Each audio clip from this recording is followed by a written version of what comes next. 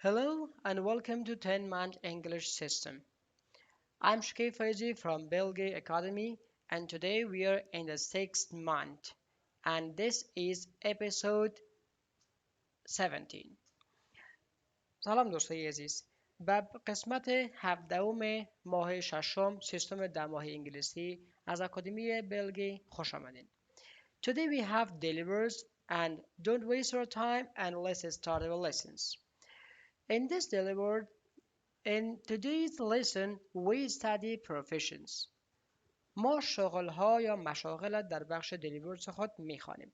So, let's start. Archer, archer, architect, architect, author, author, baker, baker, barber, barber, blacksmith, blacksmith, broker, broker, carpenter, carpenter, carter, carter, charmer, charmer, clerk, clerk, cobbler, cobbler, cotton beater, cotton beater, cook, cook, doctor, doctor, driver, driver, druggist, druggist, electrician, electrician, engineer, engineer, goldsmith, goldsmith, grocer, grocer, judge, judge, lawyer, lawyer, mason, mason. خب بیاین که براتون ترجمه هم بکنم. professions مشاغل، شغل، کسب‌ها. archer تیرانداز، archer. architect مهندس، engineer. architect مهندس. author مؤلف، نویسنده، author. baker نانوا، baker. barber سلمان، barber. blacksmith آهنگر، blacksmith. broker دلال، کمیشنکار، broker. carpenter نجار، carpenter. carter کراچیوان، carter. charmer مداری، charmer. clerk کاتب، clerk. cobbler پیندوز، موچی، cobbler. cotton beater نداف، cotton beater. cook آشپز، cook. doctor دکتر. driver درایور یا راننده. druggist دواساز، دوافروش. electrician برقی، electrician. engineer انجینیر، بازم مهندس، engineer. goldsmith زرگر، goldsmith. grocer بقال، grocer. judge قاضی، judge. lawyer حقوقدان، lawyer حقوقدان. mason گلکار، mason گلکار. خب بیاین که یک بار سریعتر براتون بخوانم. archer architect author baker barber blacksmith broker carpenter carter charmer clerk cobbler cotton beater cook doctor driver druggist electrician engineer goldsmith grocer judge lawyer mason. Okay, my dears, it was the part 1 of professions and the next part we will study in the next episode. So let's see what we have next. We have reading. ما بخش خوانش داریم. At first, let me to read it once for you and after that I will translate it.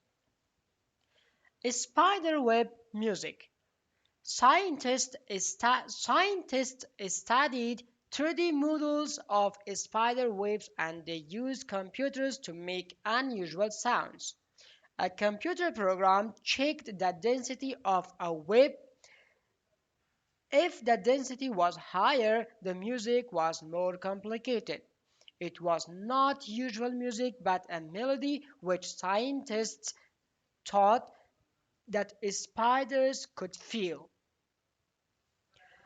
People cannot hear how spiders communicate because our ears cannot hear signals of this frequency. Scientists hope that one day they can communicate with spiders.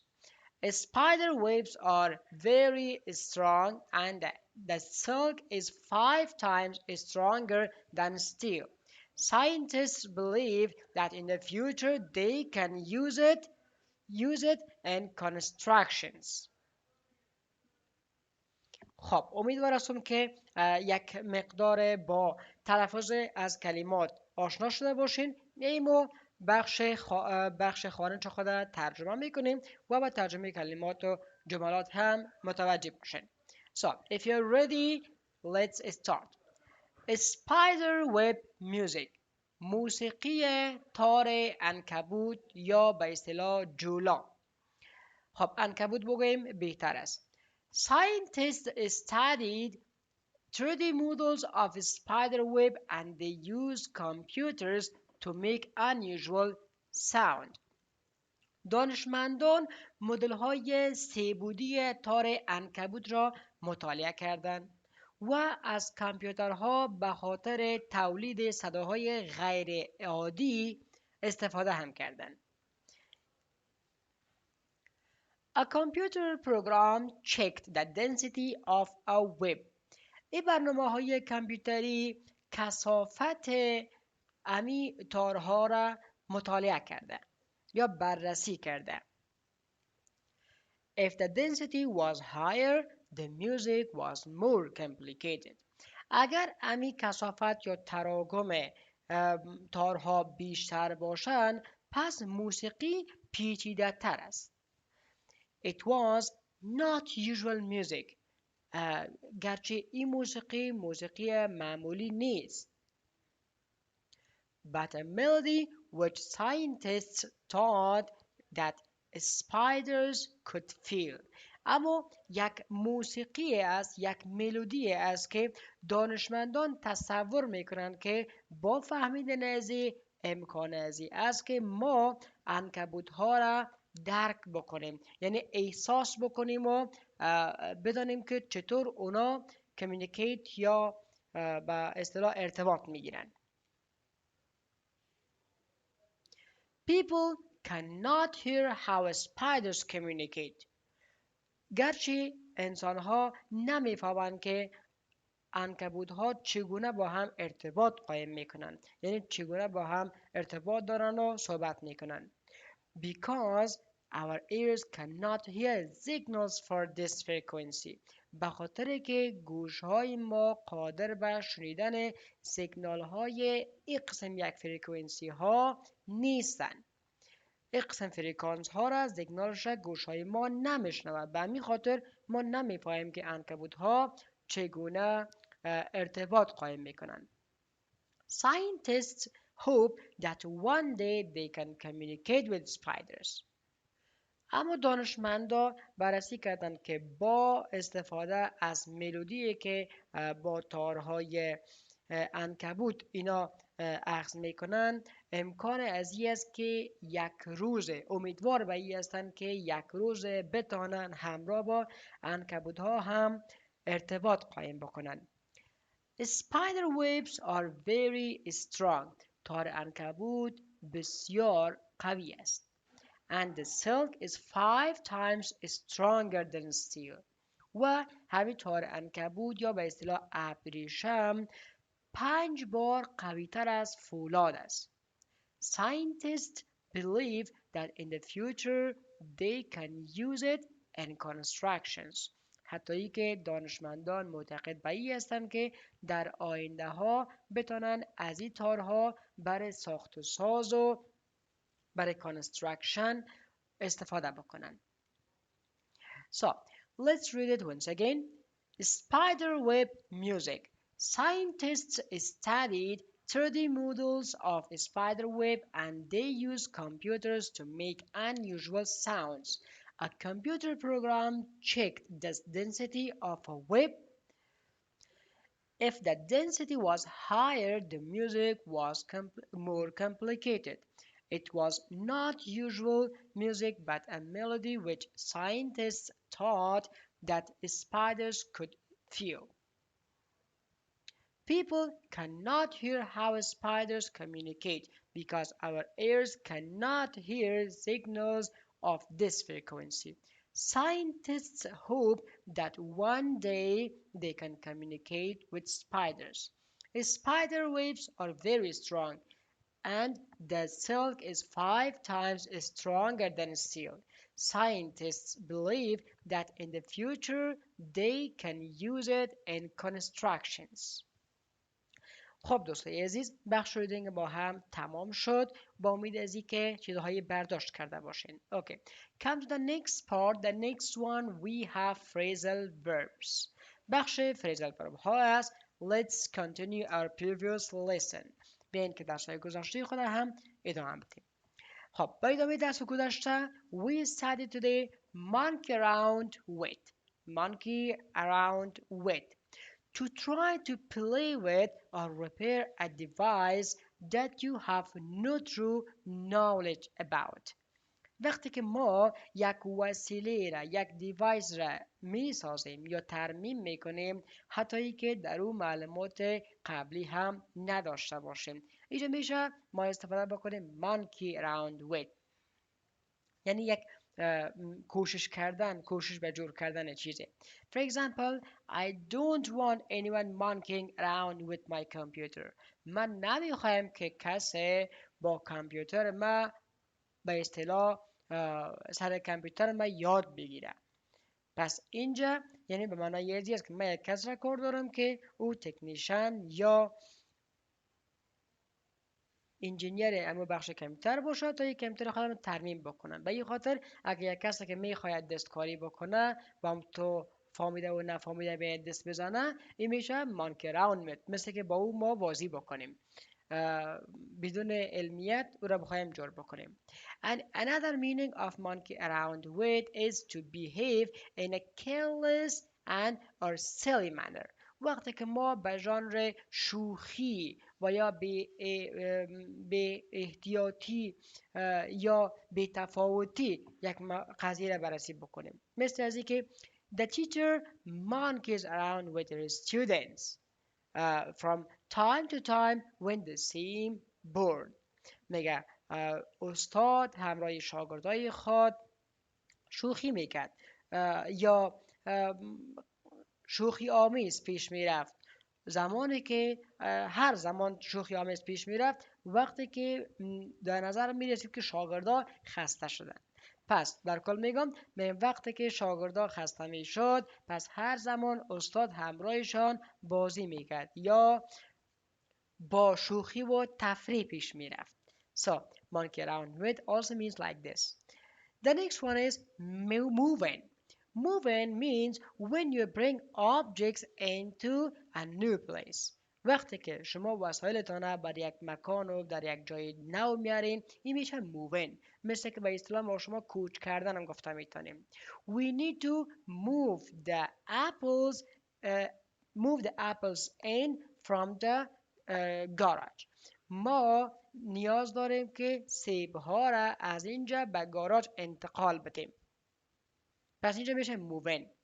The next definition of moving is when you go to live with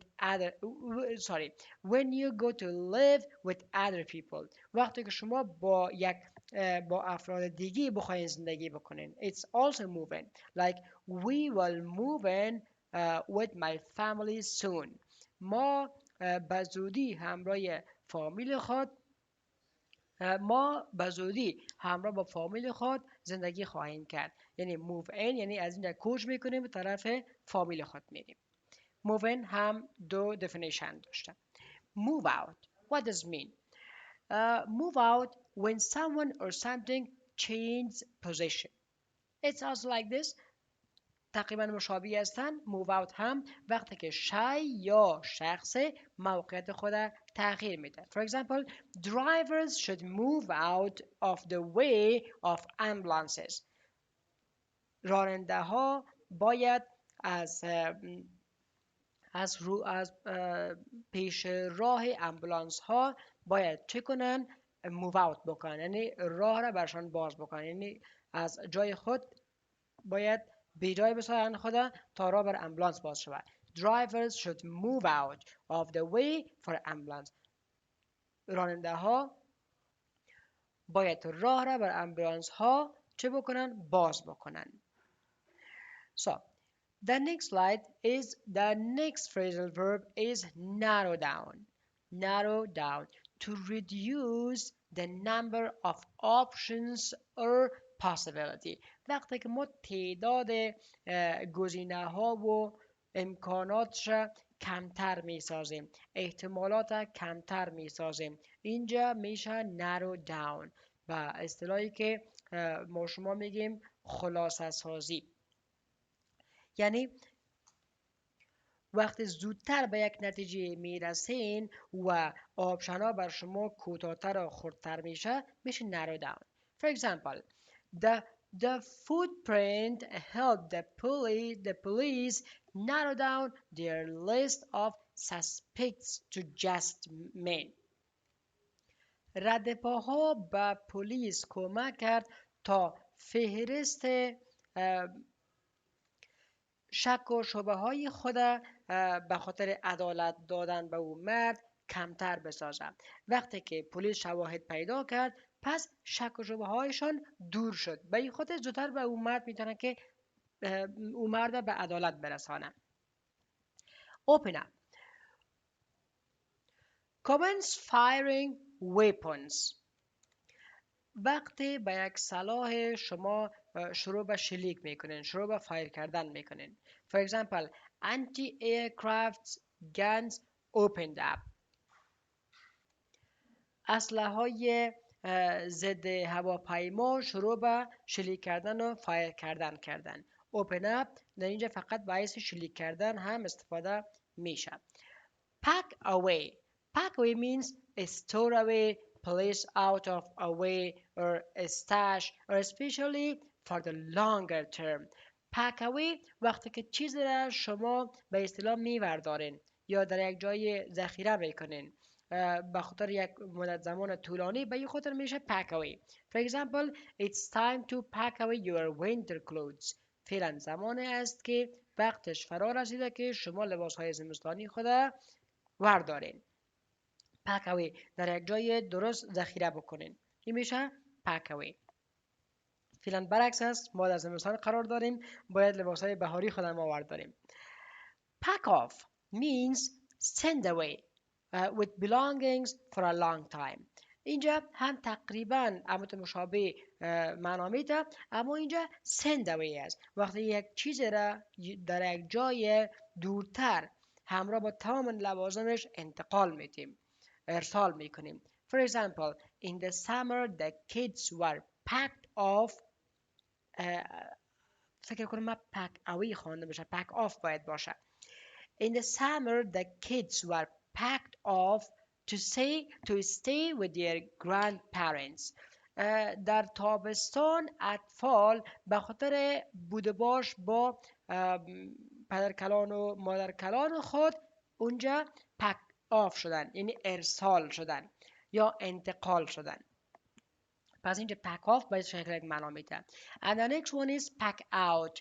To crowd into or filled with spectators. وقتی که جای از تماشاگران مملو و پر می باشه میشه pack out. For example, the stadium was packed out. استادیوم چه بود؟ مملو از تماشاگران بود. pack out. So the next one is pack up. To gather one's belongings together and put them in a suitcase or other containers to travel. وقتی که ما لوازم کسی را در یک کانتینر یا در یک جعبه قرار میدیم به خاطر سفر کردنش، این میشه pack up. یعنی آمادگی سفر که میگیریم، امی که ما لوازم یه نفر در یک سوتکیس میمانیم میشه pack up. let's see the example. He packed up and left down. او لوازم خود را جمع کرد و از اینجا رفت. میشه pack up. So the next one is pay back. Pay back means when you return money that you owe someone. وقتی از کسی قرض میگیرین و دوباره پیسه از را پرداخت میکنین میشه pay back. For example, can you pay me back the $1,000 you owe me? اون $1,000 که از من گرفته بودی میتونی پس دوباره پرداخت بکنی؟ pack pay away. Sorry, pay back. Pay back یعنی دوباره پرداخت کردن پولای قرض. The next one. Pay back also means an action mean to reciprocate or revenge a past action taken by someone else. وقتی یک کس یک کار انجام میده و در مقابل از او دوباره یک عمل را میبینه این هم میشه پی بک یعنی مثل عکس العمل یک چیزه.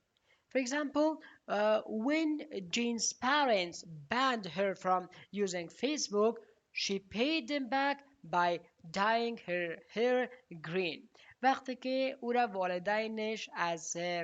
وقتی که والدین جین او را از استفاده فیسبوک منع قرار دادن او هم به خاطر یک عکس العمل نشان دادنش موهای خود سبز رنگ کرد. It is also payback. And the next one, pay for. Pay for means exchange for, especially money for goods or services. Exchange تبادله کردن خصوصا وقتی که پیسه را با اموال شما تبادله میکنید it means pay for. For example, have you paid for that dress yet? آیا تا هنوز به خاطر اون لباس پول پرداخت کردی؟ Don't worry, I will pay for it. خب تشویش نکن من پرداختش میکنم. And the next one is pay for, and the last one it's also pay for to punish someone. وقتی کسی را جریمه میکنین. For example, if you do something bad to him, اگر با او کار بد را انجام بدی he's gonna make you pay for it. او حتما در مقابل تو را جریمه خواهد کرد. پس اینجا pay for جریمه کردن هم معنا میده. در مقابل یک کار یک عکس العمل انجام دادن باز هم میشه جریمه کردن to punish. خب دوستای عزیز این هم بود قسمت 17 درستان. I'm so sorry I didn't say the homework. So memorize the daily words and write a short topic about the spiders. درباره عنکبوت‌ها یک مقاله نوشته بکنین and make sentences for phrasal verbs. و در بخش phrasal verb ها هم چه بکنین؟ جملات بسازین. خب این هم بود درس 17 تون. تا درس بعد همه شما را به خداوند پاک و لایزال میسپارم. ایام بکامتان.